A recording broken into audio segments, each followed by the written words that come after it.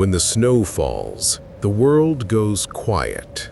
And in that deep, clean silence, the wilderness stops being a beautiful escape and starts revealing its true nature. Tonight, we're bringing you 3 chilling tales of winter horror, starting with a shortcut gone wrong on a snowy mountain. You'll hear the sound that stalked a group of skiers for 3 straight nights, a creature that communicates only with a dragging rhythmic scratch, thump, and it learned how to mimic the sound of their fear. Then we head into the brutal cold of northern Minnesota, where 2 ice fishermen witness a murder. The real horror isn't the body disposal, but what happens when they return with the police, the absolute terrifying cleanliness of the unbroken ice. And finally, the ultimate sanctuary fails when a couple's remote Vermont cabin is found by the one person they never wanted to meet. An escaped predator, driven mad by the cold, who stands at their window, chewing the air in the moonlight. Turn off the lights, and remember this: the thing you fear in the winter woods might just be waiting for the warmth to go out.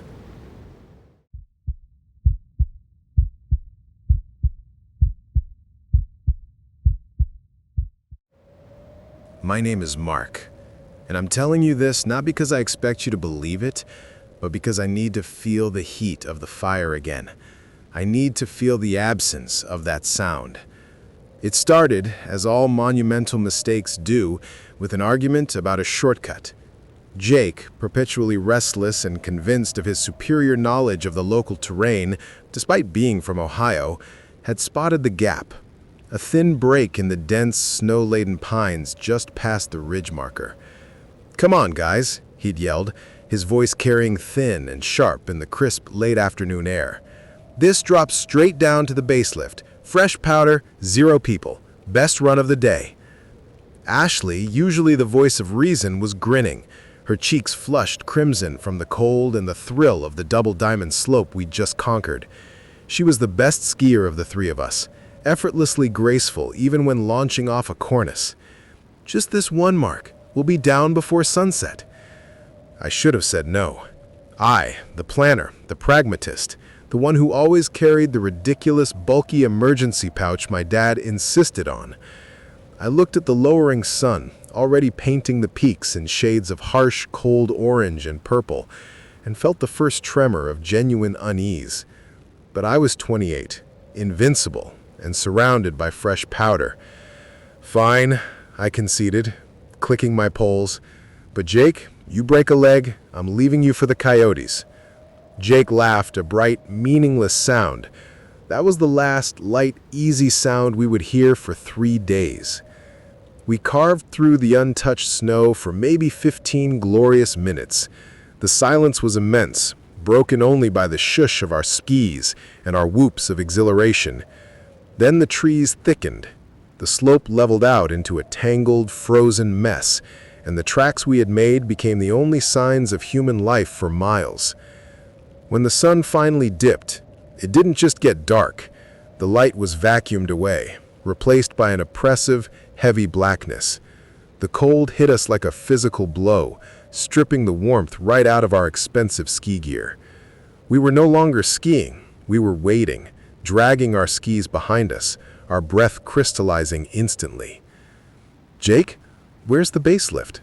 Ashley's voice was strained, stripped of its earlier buoyancy. It should be right over this rise," he stammered, his head darting around. "I must have misjudged the angle, but we're heading downhill. We have to be close." We weren't close. We found a small, sheltered depression beneath an enormous spruce, its lowest branches weighed down to the ground, creating a tight, snow-floored cave. "We're stopping here," I announced, shedding my backpack. "We need fire, and we need shelter, now." This was where my pragmatism and my father's paranoia paid off. My emergency pouch, which Jake routinely mocked, held a block of fire starter and, crucially, a simple Bic lighter wrapped in electrical tape to keep it dry. It took 10 minutes of painstaking, numb-fingered work to clear the snow, gather dry tinder from the lower branches, and coax the small, beautiful flame into life. The fire was our fortress. It was pathetic, flickering against the vast, indifferent dark, but it kept the immediate world from freezing us solid. We huddled together, sharing half-frozen granola bars and sipping melted snow in our water bottles, trying to ration our dwindling supplies. It was about 2 hours after the fire was established when the quiet broke. It wasn't a roar or a howl. It was subtle, a sound that shouldn't exist in a virgin forest, a slow, rhythmic scratch. It came from the darkness, maybe 50 yards away, moving parallel to our position. It wasn't the sound of branches rubbing or a tree falling. It was too deliberate, too heavy. It sounded like something with great weight, heavy claws maybe, or thick broken branches being dragged across the frozen, crusty snow. "Did you hear that?" Ashley whispered, her eyes wide and fixed on the perimeter of the firelight. Jake was already shaking, not just from the cold. "It's a deer maybe? Or a bear?" "Bears are hibernating," I said, forcing my voice to be level. "And a deer doesn't scratch the ground like that. It sounds like someone dragging an old, dry sledge." The sound stopped directly across from us. The silence that followed was worse than the scratching. It was absolute, thick, and expectant. We didn't speak, not even dare to cough. We just stared at the impenetrable blackness, listening for a breath, a snap, anything. Then from the direction the scratching had come from, a new noise emerged. A low, wet thump against the snow, like a heavy bag being dropped. Then another, closer, thump. And a third, still closer, thump. Whatever was out there was moving towards us, not by walking, but by stopping, dropping something heavy, and moving again. It never crossed the line of the firelight. It never made a sound identifiable as a living creature. No footsteps, no snorts, no padding. Only the dragging scratch and the wet thump. We spent the rest of the night frozen in place, feeding the fire religiously, waiting for the thump to become a touch, for the black to break and show us what was waiting just beyond the warmth. It didn't. When the weak, gray dawn arrived, the sounds vanished completely, leaving only the endless, blinding white. Day 2 was defined by bitter cold, gnawing hunger, and the decision to move. Staying put meant freezing or starving. Moving meant risking getting deeper into the labyrinth. We chose south, downhill, following a small frozen creek bed, hoping it would lead to a larger stream or, eventually, a road.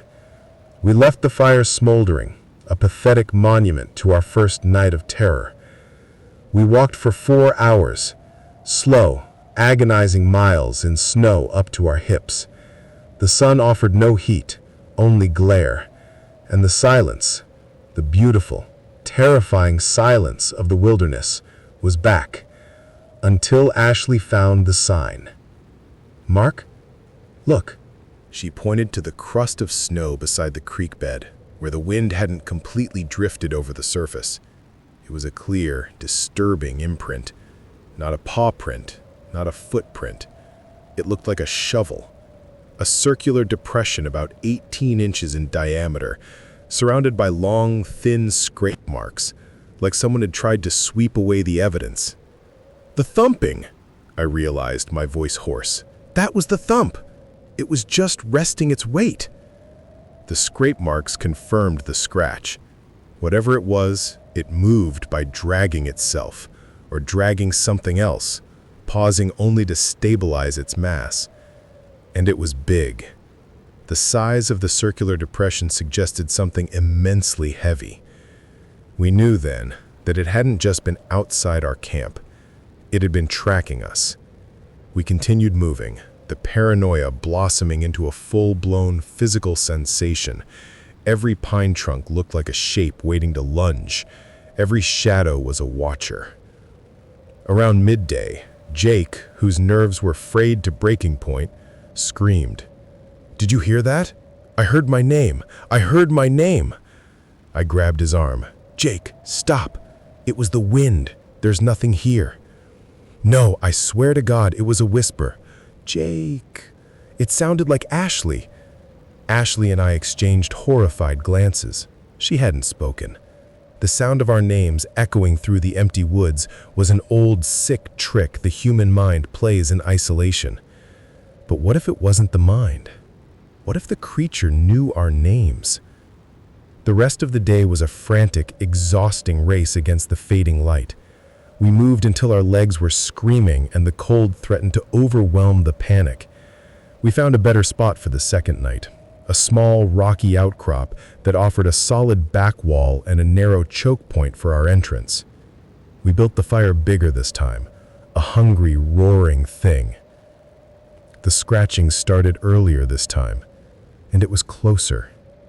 It didn't stick to the perimeter, it circled. We could track its movement by the sound, now behind the rock wall, now across the creek, now right at the mouth of our little cave. It was testing our boundaries like a cat toying with trapped mice. Then the true horror began. The scratching stopped, and a new sound filled the air. It wasn't dragging. It was heavy breathing. Slow, ragged, deep inhalations, followed by quick, shallow exhalations. The sounds of a giant, exhausted animal. And it was mimicking us. When Ashley shivered violently, letting out a small, involuntary whimper, the heavy breathing paused, and a moment later, a sound of perfect, chilling imitation came from the dark, a high-pitched, fragile whimper. When Jake started to sob silently, head buried in his knees, the thing outside made a low, dry, guttural choking sound, the sound of someone trying to cry without air. It was learning. It was playing. It was showing us it understood our fear, our exhaustion, our humanity. I held the lighter in my hand, the metal cold and slick with sweat. I imagined hurling it into the woods, throwing the last source of our life at the thing just to see what kind of terrible shape it would take. I didn't. I just fed the fire, my entire world shrinking to the circle of heat, knowing that anything outside that circle was teeth and claws and the endless, intelligent dark. We woke on day 3 to silence. Not the vast, empty silence of the forest, but a hollow, immediate silence that meant the thing was gone, or worse, waiting. We had nothing left but 2 ounces of trail mix and a shared, terrible conviction that we wouldn't survive the 3rd night. We were broken. Jake was unresponsive, curled into a ball, whispering prayers. Ashley was staring into the distance, pale and still. I was operating on pure adrenaline and cold logic. We had to move uphill, away from the creek, towards the higher ground where the ski patrol might look. As we packed, I noticed something in the soot of the rock wall, just above Ashley's head. It looked like someone had run their finger through the ash. A crude drawing. It was a perfect circle, the same shape as the depression in the snow.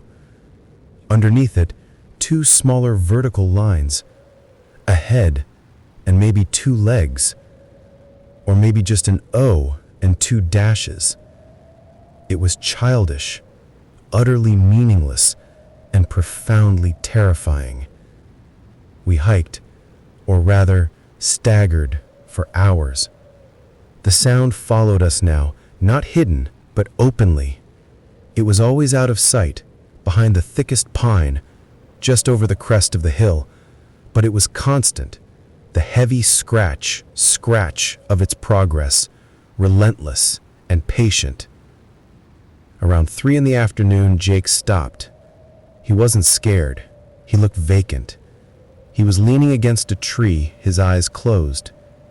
"Jake, we have to move." I pulled at his arm, but he didn't budge. "No," he mumbled, his lips barely moving. "It's here. It's waiting. It sounds like it's laughing now. I listened desperately.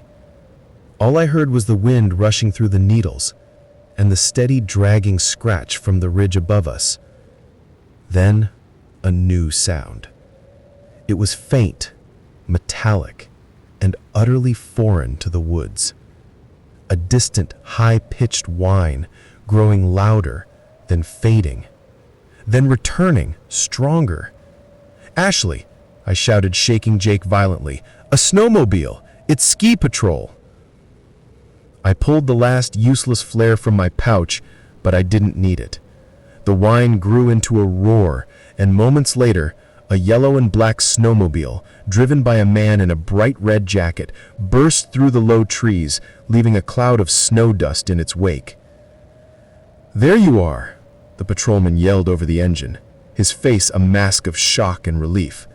"We picked up your missing person report late last night. What in God's name happened to you three?" Tears were freezing on Ashley's face. Jake was limp but conscious. I couldn't speak, could only point stupidly back towards the ridge. As the patrolman helped Ashley onto the tow sled, I looked up one last time at the spot where the noise had been strongest. The ridge was thickly banked with snow, the trees dense and dark. The dragging sound stopped. And then, the wind shifted, and I heard it. Not a scratch, not a thump, and not a mimicry of our terror. It was a sound of immense, deep, satisfied sighing. A sound of disappointment, heavy and slow, like air escaping a vast ruptured lung. Followed by the softest, slowest, most terrible click, like a door closing on a secret. I scrambled onto the sled beside Jake, not looking back, knowing that the thing was still there, watching our bright red savior drag us out of its pantry. We were safe. We retreated from minor hypothermia, dehydration, and exhaustion. We told the patrol we got disoriented and spent the night huddled for warmth. We never told them about the sound. We never told them about the circle. Because we knew the creature wasn't just a shadow or a beast. It was something that understood us, something that waited patiently, dragging its great silent weight through the snow, knowing that the rescue might only be temporary. And sometimes, even now, when I turn off all the lights in my apartment, I can still hear the wind whispering my name, followed by that slow, wet thump in the silence.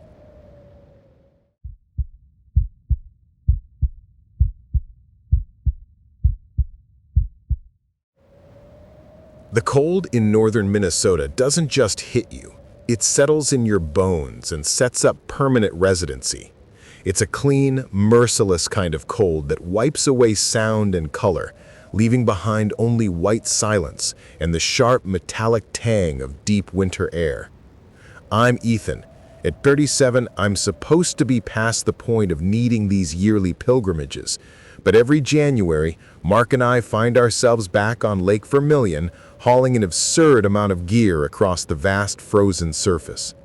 We'd picked a spot 12 miles from the nearest plowed road, a truly savage isolation that we usually paid good money for. This time, we would have paid anything to be closer to help. It was the third night. The moon was a sliver, and the universe felt like a black velvet hood pulled tightly over the world. Our shack was small. The propane heater was running low, but cozy. We had been asleep for maybe an hour when the sound came. Not loud, but wrong. It was the low, grinding whine of a heavy-duty winch, quickly muffled. Then, the rhythmic thud-thud-thud of thick tires churning slowly through deep snow, followed by silence. No one else was supposed to be out here. Not this far. Mark, 39 and always the lighter sleeper, elbowed me hard. "Did you hear that?" he whispered, his breath clouding the narrow space between our cots. "Probably a snowmobile cutting through," I mumbled, pulling the scratchy wool blanket higher. "A snowmobile doesn't sound like a dump truck in reverse, Ethan. Get up." We slid out of the shack. The temperature must have dropped another 10 degrees. The air immediately seized my lungs, turning my throat into raw ice. We walked maybe 20 yards toward our secondary tent, just enough distance to get a better vantage point without casting a shadow on the ice near our primary spot. Peeking over the small rise of drifted snow, the sight that greeted us instantly evaporated the residual sleep from my brain, replacing it with a crystalline terror.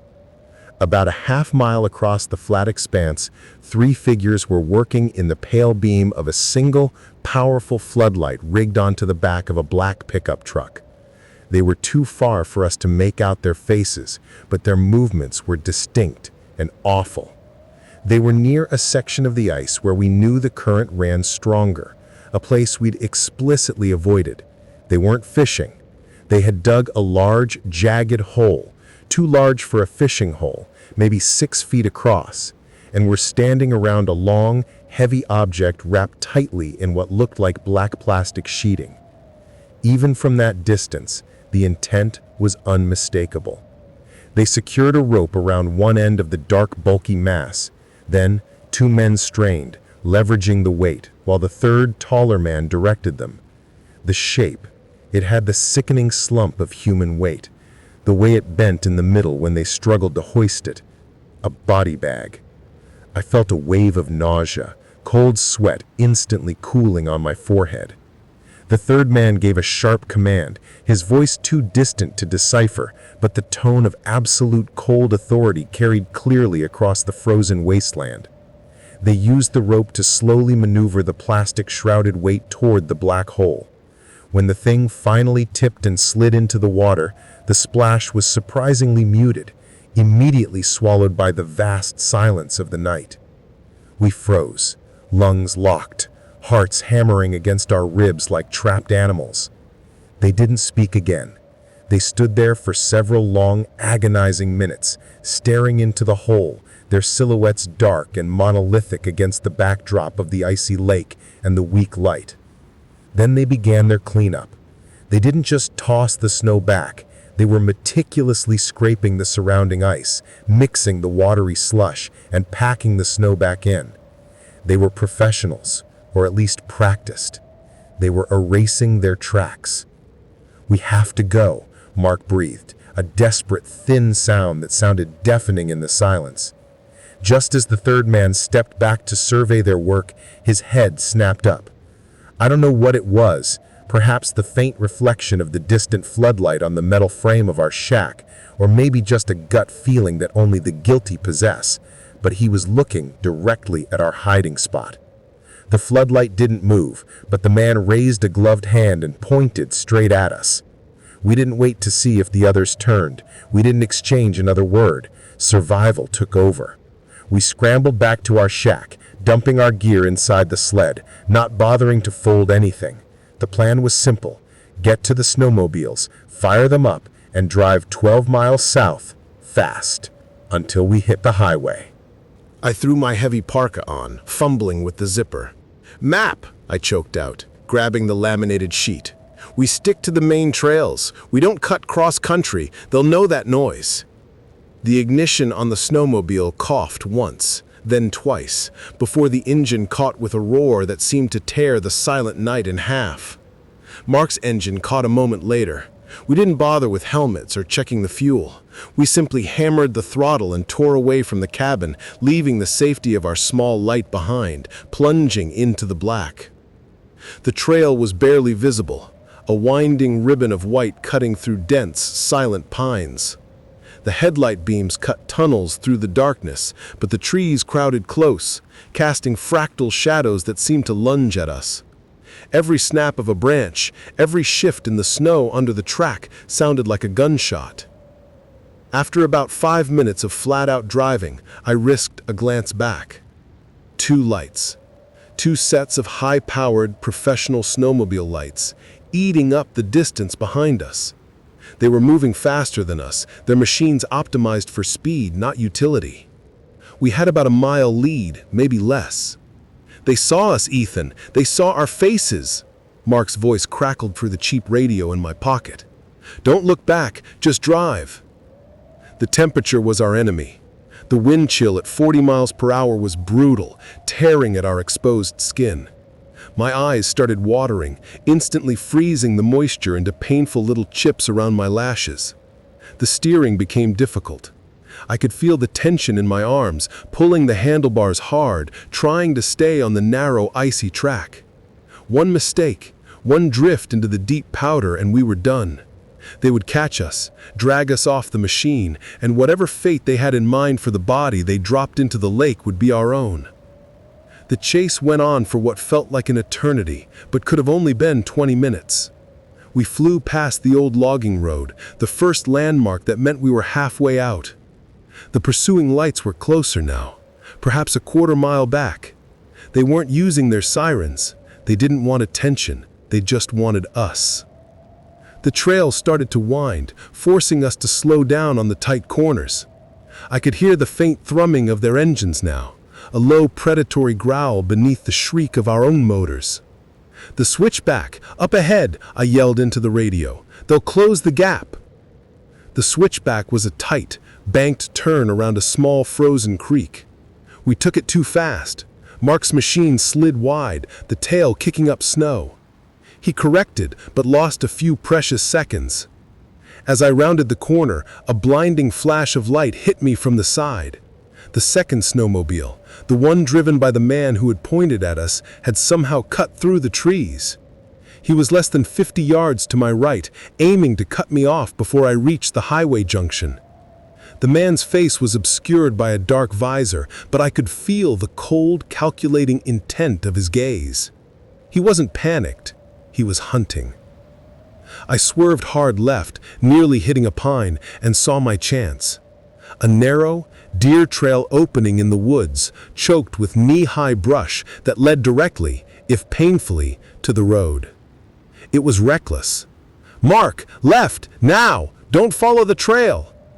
I didn't wait for a response. I yanked the steering, feeling the snowmobile lift slightly as I launched into the brush. Branches slapped painfully against my face and chest.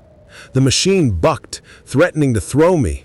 For a moment I thought I was stuck, the track spinning uselessly in the undergrowth. But the momentum held, and then I saw the dark ribbon of the plowed county road ahead. I burst onto the asphalt, screeching to a stop, the sudden silence of the asphalt beneath the track jarring. I looked back. The man who had tried to cut me off was stuck in the brush, struggling to back his machine out. The other two were still on the main trail, rounding the bend a second too late.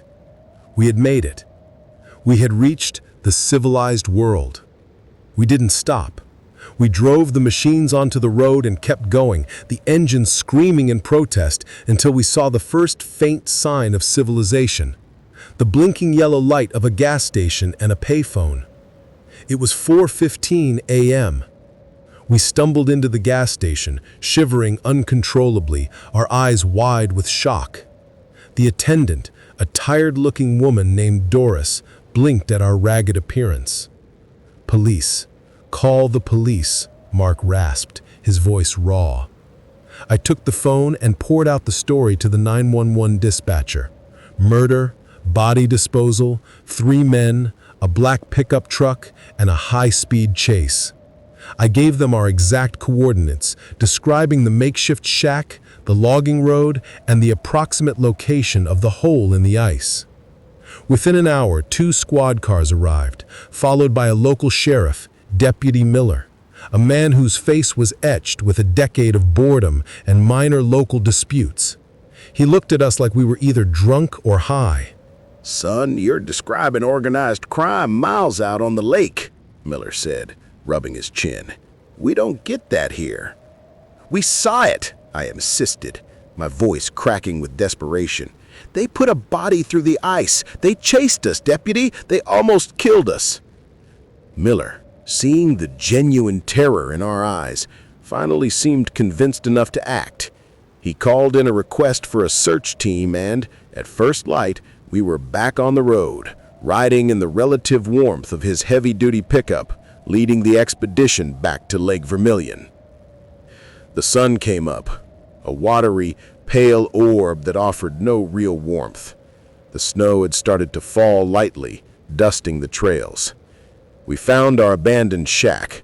The door was still ajar and the contents were strewn, but nothing was stolen. "Now, the body dump site," I directed, pointing across the lake. We drove slowly, carefully, retracing our path. When we reached the coordinates, the sun was casting long shadows and the whole expanse of ice was visible. There was nothing. We walked the area. No large, jagged hole, no sign of freshly packed mixed slush. The ice was smooth and unbroken, save for the 2 small standard-size fishing holes we had drilled 2 days prior, already starting to crust over. "This is where we saw it," Mark whispered, his voice thin with confusion, pointing to a spot where the ice looked slightly rougher. Deputy Miller knelt, scraping the surface with his boot heel. "Looks like a few deer tracks, boys, maybe some natural wind scouring. No sign of a large auger, no evidence of a recent thaw and refreeze." My mind raced. They must have covered it. They must have had a crew come in after we left. But there were no new snowmobile tracks, only the deep, clean scars left by our own reckless escape, and the tracks of the sheriff's vehicles now. The light dusting of fresh snow was completely undisturbed. We searched for tracks leading away from the supposed dump site. Nothing. The 3 snowmobiles that had chased us had apparently vanished the moment they hit the county road. There was no sign of the black pickup, no lingering diesel smell. "Ethan, look!" Mark was pointing to where our secondary tent had been. A single, small object lay half buried in the fresh powder, a length of thick, high-quality black rope, neatly coiled and tied with a complex nautical knot, the kind you'd use to secure heavy cargo. "They dropped it when they bolted," I said, grabbing it. "Why would they drop their murder weapon and not their victims?" Miller asked, taking the rope and slipping it into an evidence bag. He looked skeptical again. "This is a common rope, boys, used for fishing and hauling all over the state." We spent the rest of the day looking. The official search team arrived, drilling core samples and running side-scan sonar in the area I swore the hole had been. They found nothing but rocks, weeds, and the clean, cold water of the deep lake. The final report came 2 days later, delivered by Miller in the cramped, overheated diner on the edge of town. "We couldn't corroborate your story, Ethan. No evidence of a disturbance on the ice, no missing persons report that matches your description. We filed it as a possible sighting of illegal nighttime logging activity mistaken for something else." "Mistaken?" I choked out. "We saw them. We saw the body. They chased us." Miller just shrugged, his eyes full of pity. "The cold, the lack of sleep, the isolation, the wilderness does things to a man's mind, son. It plays tricks. We left Minnesota that day, carrying the heavy weight of that denial with us. Mark and I don't go back. We don't talk about it much. But the silence between us is thick with the memory of those 3 shadows and the terrifying, impossible cleanliness of the ice the next morning. The rope, the only physical piece of evidence, was eventually returned to me after the case was closed. I keep it in a locked box now. Sometimes, late at night, I'd pull it out and run my hand over the rough fibers, and I feel the bone-deep certain knowledge that we were right, that we saw a man's life extinguished in the frozen dark. And the real horror is not the murder itself, but the chilling realization that in the remote reaches of the frozen north, someone has found a way to make a body disappear so completely that the truth disappears with it, leaving behind nothing but clean, silent, unbroken ice.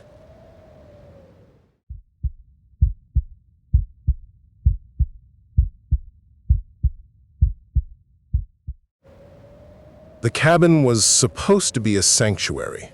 Hannah and I had booked 2 weeks in a tiny, hand-built cedar lodge tucked deep into the Green Mountains of Vermont, far from the manic crush of the city. We arrived just after a heavy blizzard, which had carpeted the world in a blinding, insulating blanket of white. It was beautiful. breathtakingly, overwhelmingly beautiful. But there was an edge to the silence, a profound and heavy quiet that felt less like peace and more like a void. The nearest paved road, the one the old caretaker had warned us about, was nearly 4 miles back.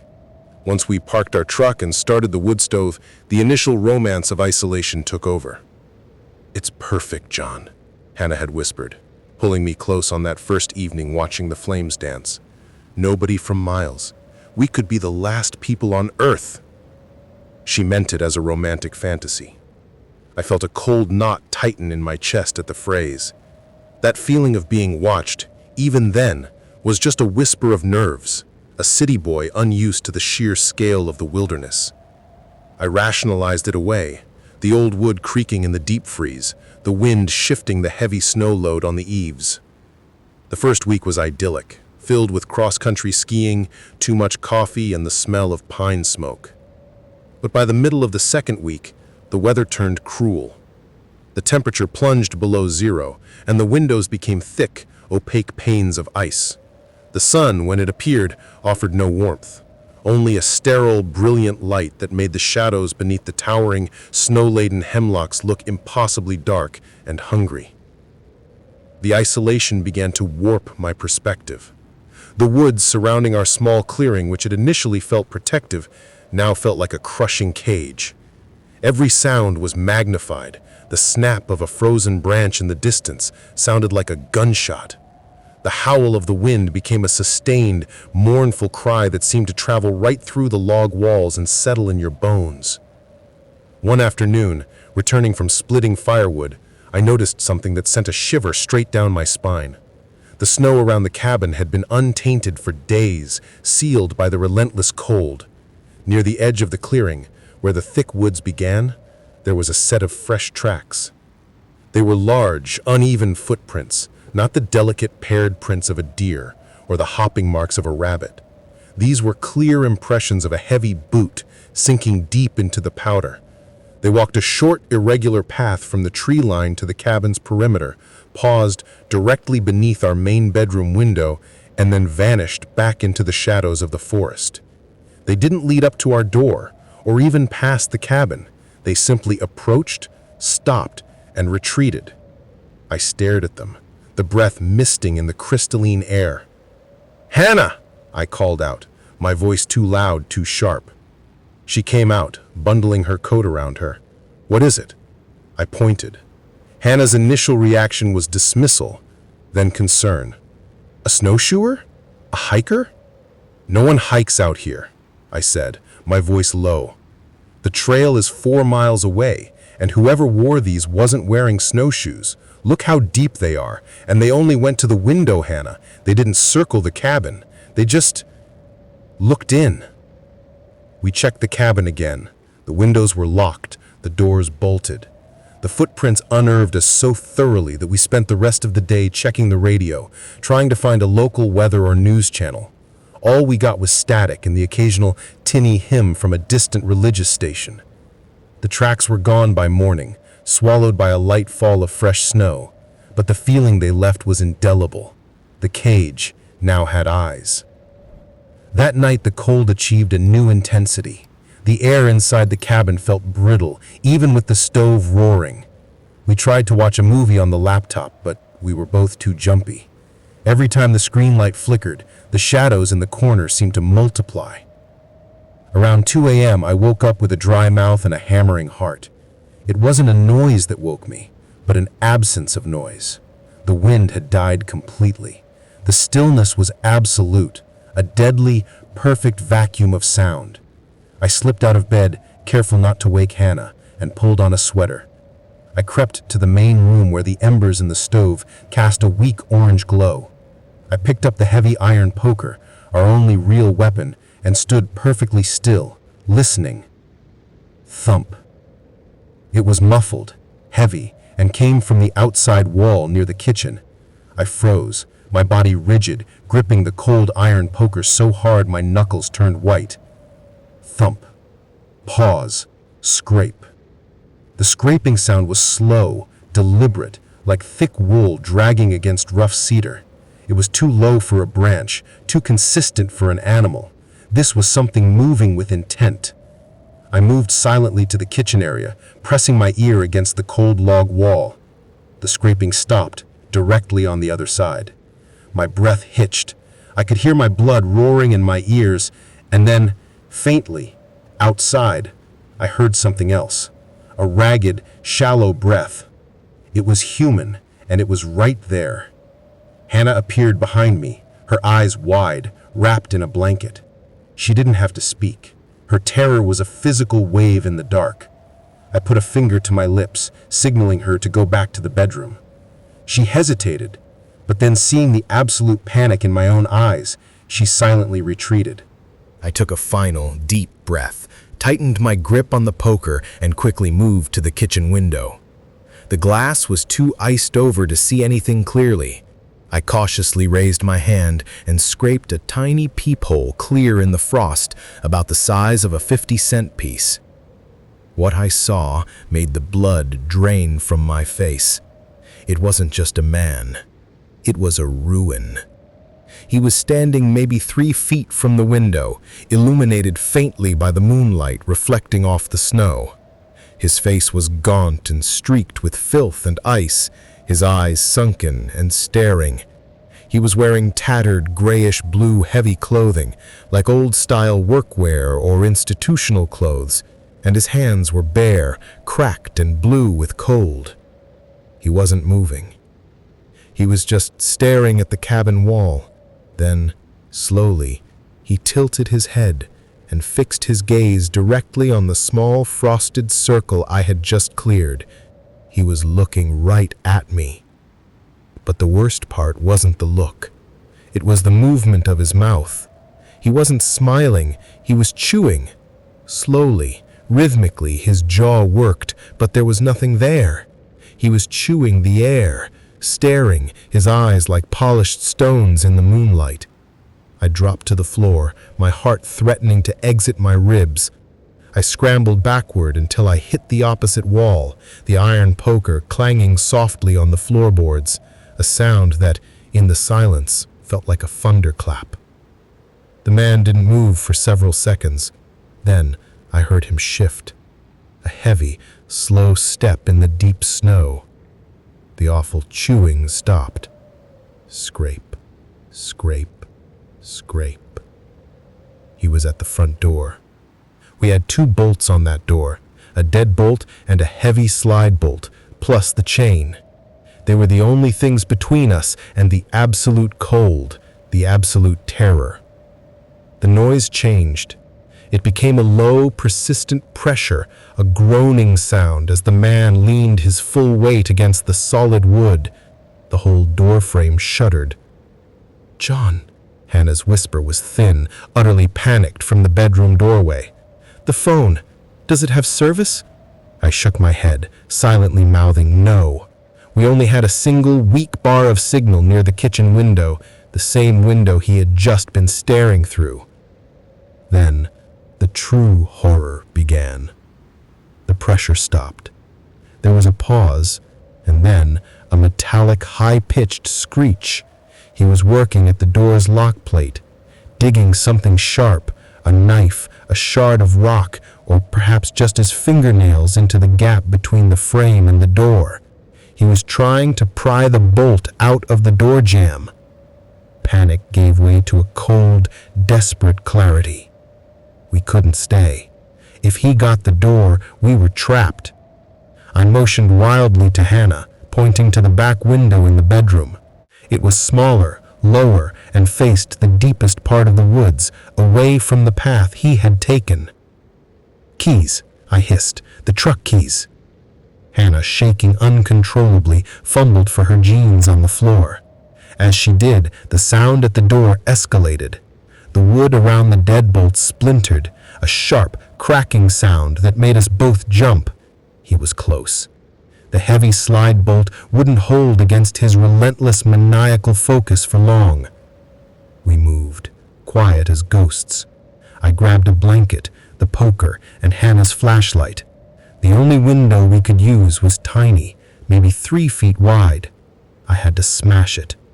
I took the poker and, wrapping the end in the blanket, I struck the corner of the window hard. The ice-crusted pane shattered inward with a muffled, tearing crash. The shock of the cold air that rushed in was instant, like a physical blow. Hannah pulled her ski jacket over her pajamas. "You first," she whispered. The man outside heard the glass. He stopped prying the lock. The change in the sound was immediate and terrifying. Now he was running. His heavy boots pounded through the snow around the cabin, heading towards the sound. "Go, now!" I shoved Hannah toward the opening. She scrambled onto the sill, squeezing her body through the jagged frame. I heard a small cry of pain as her legs scraped the wood, but she didn't stop. She hit the snow outside, sinking thigh-deep in the powder, and immediately started scrambling away, trying to find footing. The heavy, rhythmic thud-thud-thud of his approach was right outside the bedroom wall. He was close enough that I could hear his rasping, panicked breathing. I scrambled through the window next, tearing my own coat on a shard of glass. I fell hard into the cold, sinking snow, losing the poker in the process. I didn't care. "Jonna! The truck! Go! Don't look back!" We bolted into the darkness. The flashlight beam danced wildly, illuminating the thick black trunks of the hemlocks, the terrifying whiteness of the snow, and the shadows that seemed to leap and twist ahead of us. We ran blindly, driven purely by adrenaline and the sound of the man's frenzied roar behind us. He wasn't trying to be quiet anymore. He was shouting, but not words, just raw, animalistic cries of rage and frustration that seemed to feed the panic in my throat. "This way, the clearing," I gasped, pulling Hannah toward the vague outline of the path to the truck. We reached the truck, buried halfway up its tires in snow, our breath smoking in the air like twin explosions. I fumbled the key into the lock, my hands numb and shaking, and threw us inside. Start it, Hannah pleaded, her voice high and thin. I turned the key, the engine groaned, a horrible, drawn-out of protest in the sub-zero temperature. It caught, then died. The man was getting closer. I could see the vague, dark shape of him now, stumbling between the trees, moving with a manic, unnatural speed. I closed my eyes, prayed to whatever mountain god was listening, and cranked the ignition again, holding the key down. The engine howled, sputtered, and finally, miraculously, roared to life. I slammed the truck into four-wheel drive and didn't even bother to close the door fully. I mashed the accelerator and the tires spun violently, throwing up plumes of snow until they found purchase. We fishtailed out of the clearing, tearing down the unplowed, snow-packed track toward the main road. I didn't slow down for the turns, the truck rattling and sliding as we hurtled through the frozen woods. I watched the side mirror, expecting to see his spectral, chewing face appear in the reflected moonlight, but the woods swallowed him up behind us.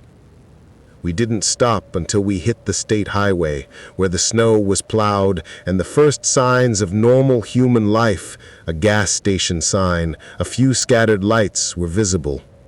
We pulled over next to a small abandoned diner, engine running, heat blasting, shaking uncontrollably. I managed to call 911. My voice was a choked, stuttering mess, but I gave them the rough coordinates and the description of the man. Within 40 minutes, 2 patrol cars and a larger sheriff's department SUV arrived, sirens silent, flashing blue and red lights painting the snow with stark colors. We gave our account, the story spilling out in frantic, overlapping fragments. They seemed skeptical at first, another couple spooked by the wilderness, until they saw the cut on Hannah's leg and the look of sheer, bone-deep terror in our eyes. A sheriff's deputy, a serious woman with kind eyes, checked our details against the list in her cruiser. When she came back, her face was grim.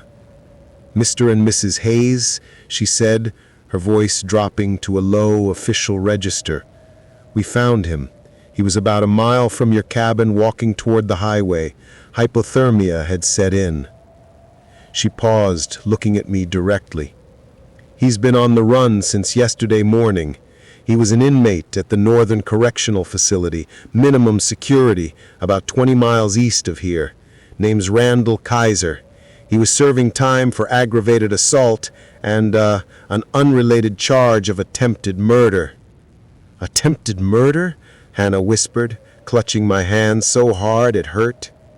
"He's got a history of extreme paranoia and predatory behavior," the deputy confirmed. "The only reason he was in minimum security was a clerical error during a transfer. He escaped during a maintenance shift when the outside gate was unsecured." Kaiser. The name felt like a piece of ice lodged in my throat. The image of his eyes, his slow, mindless chewing at the window, was branded onto my mind. He wasn't a psychotic hiker or a local oddity. He was an escaped predator, driven by desperation and the crushing cold. He wasn't just observing us, he was hunting us. We packed our things and were out of Vermont before noon the next day, and the cabin keys were dropped off at the caretaker's office without a word. The silence of the Green Mountains, once so seductive, had shown us its true face.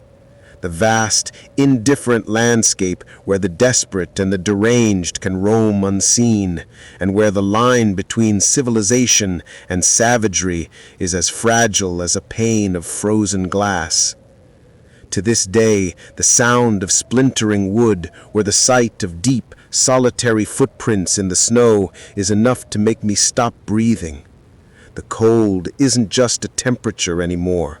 It's the memory of his eyes, cold and empty as the January night, staring in. We were supposed to be the last people on Earth, and for a terrifying hour, we almost were.